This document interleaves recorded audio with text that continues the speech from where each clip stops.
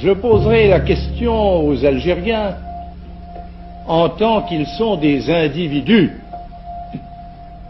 car depuis que le monde est le monde, il n'y a jamais eu d'unité, ni à plus forte raison de souveraineté algérienne,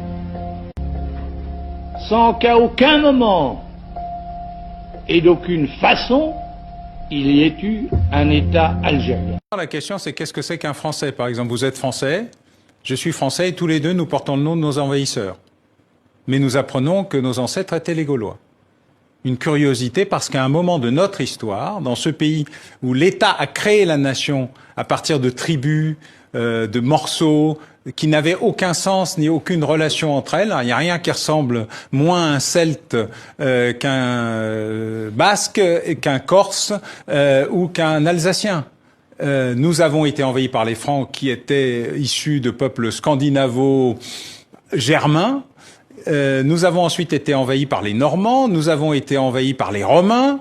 Eux-mêmes ont importé sur notre territoire des populations qui venaient de leur empire, y compris des Arabo-Berbères. Les Arabo-Berbères nous sont remontés jusqu'à Poitiers, mais sont restés à Narbonne pendant des dizaines d'années. L'histoire de ce pays est un carrefour de migration, mais il y avait, grâce à Philippe II Auguste, un État central qui a décidé de créer un royaume, et le roi des Francs est devenu le roi de France. Oui. Et ceci a tout changé.